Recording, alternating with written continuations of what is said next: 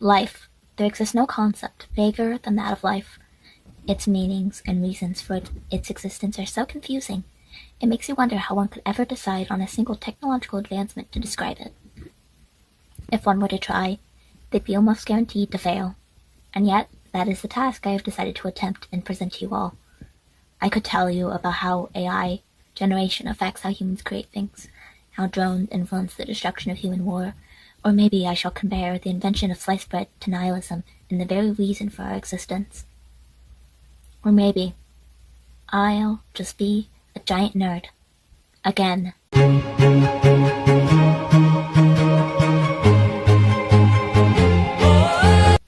For those of you that haven't heard of the small game of Minecraft, it is a video game that has people play in a world made of blocks, where they mine materials and craft things. So simple that the entire game can be described with just its title. Here today I am going to describe to you all what this game teaches us and how it relates to the meaning of life. Once upon a time there was a player. The player was you. Sometimes it thought itself human, on the thin crust of a spinning globe of molten rock. When you start the game, you are just a player. You have nothing except maybe a map to your name, and a world spanning 30 million blocks out from its center to the four edges of the world border. Players typically start with a tree, gather wood, make tools, and then start building. All players remember their first house. It's normally made of dirt. But no matter how terrible that first house is, it's a beautiful thing. This small hut thrown together as you cower in fear as the sun goes down, almost like a crayon drawing to the Mona Lisa. People spend hours, days, and months of their lives creating. Builders like Green have created castles for the entertainment of others. Blockworks built the free speech library to spread censored information. Semiyuri built a working computer.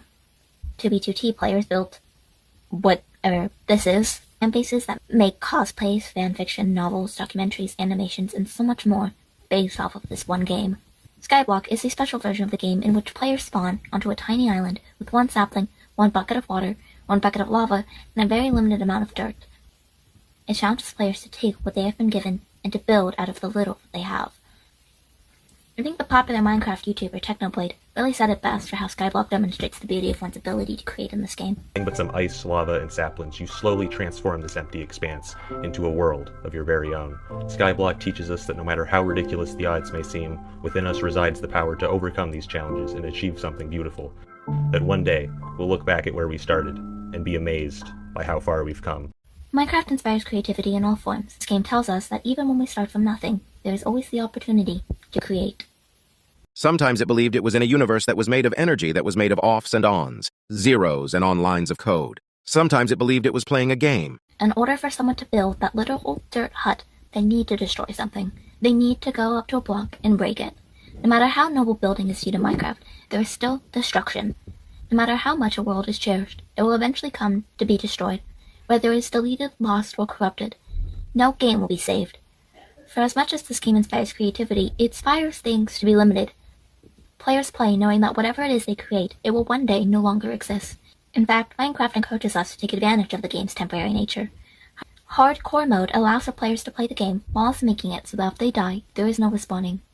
The world will no longer be playable, and they will only be able to view it as a spectator. Earlier I had mentioned 2B2T. It was the world's first anarchy Minecraft server. This means that this server allows for players across the world to play with each other and have no rules, and they are free to do whatever they like. This server shows the height of what can be destroyed in this game. The spawn point is nothing but a wasteland of chaos that has taken the countless lives of players. There's been scandals, wars on trees, betrayals, destructions of property, real-world crimes committed over this game. Yes, seriously. But the point is that this server has had some of the most impressive feats of the game made here, with the players knowing that no matter what, it would be destroyed. Sometimes people themselves would even destroy what they had created. Create no emotional attachments to anything. Everything gets destroyed. Quote, Quackity, a Minecraft streamer of 6 million subscribers, says this quote in his Lost Nevada series, a scripted video project that uses Minecraft as its storytelling medium. Point of this character's quote is to be a cynical perspective of Minecraft's destructive inevitability. If everything will be destroyed, there's no point in an attachment. But in practice, the quote is meant to be ignored, with the purpose of saying nothing in Minecraft ever lasts forever, and that's okay, because it's the legacy of playing that matters, not the result that remains. And the game was over, and the player woke up from the dream. And the player began a new dream. And the player dreamed again, dreamed better. And the player was the universe. And the player was love. Throughout this presentation, I have placed multiple quotes from the Minecraft end poem. If the player chooses, they are able to take on the task of finding a boss known as the Ender Dragon. Defeating the Ender Dragon is typically seen as a task needed to quote-unquote beat the game, although it is completely voluntary. Not fighting the dragon doesn't stop you from progressing in the game, and you don't actually gain anything, except for an egg and this.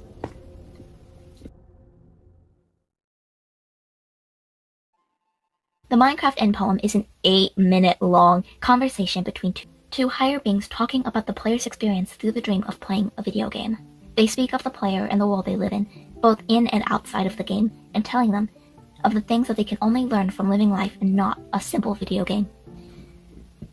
The beings discuss all that the player dreams about, whether it be atoms, love, or binary code. Many people choose to interpret these end credits as meaning that the player needs to get off the game and go live their actual life. I believe these interpretations to be misguided. And the universe said, "You are not separated from every other thing," and the universe said, "You are the universe tasting itself, talking to itself, reading its own code," and the universe said, "I love you, because you are love." The Minecraft end poem. Most players have not beat the Ender Dragon, and those who have fought it most likely have done so multiple times. The Ender Dragon fight is an achievement, but it is meaningless, as it serves no real purpose in the game, and what I think it is trying to say is that we have instant possibilities in how we decide to play, and it's just a small speck in our lives, and an even smaller speck in the universe. And yet it is still the universe. It is so small that it doesn't matter what we do, but every bit of what we play is impactful, as we deem it is important enough to bother playing. The poem asks us not necessarily to do something else, but rather to continue fulfilling our lives with whatever is important to us. You are the player. Wake up. Things like robots, AI image generators, and sliced bread are incredible feats of technological innovation, and yet this one simple game available to play for $7.99 on your phone is so utterly vast with what you can do with it and all of the knowledge that this game contains that it is utterly horrifying. I could sit here for eternity and tell you what people chose to spend a moment in their lives doing in this game, but I'd probably die before I could learn it all to teach you. And honestly, I think that's why this game is so impactful in human life. We are given endless possibilities to play however we want, with the inevitable fact looming that at some point this game is going to turn off. Ultimately, you could wonder if this entire time, if I've even been talking about Minecraft. No one asks to be born. Yet every human being on the small blue ball, regardless of if that expansive mass is a ball or many tiny pixels of light on a screen, we are here. We are born, we live, and we die. We make crayon drawings, yarn dolls, buildings, companies, families, castles, music, art, and we are here to destroy. We smash bugs, we break windows with baseballs, we break hearts, we engage in war, we delete our world files, and we die. Yet after we do these things, no matter how hard we try, it is going to all disappear in decades or centuries or in millennia or in millions of billion years into the future. Everything we did will be gone.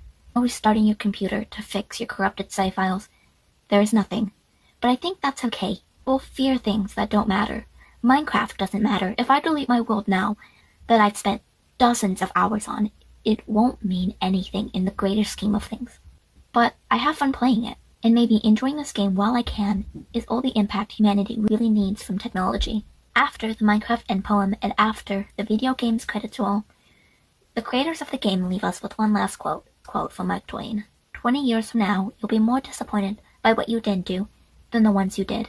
So throw off your bowlines, sail away from the safe harbor, catch the trade winds in your sail, explore, dream, discover.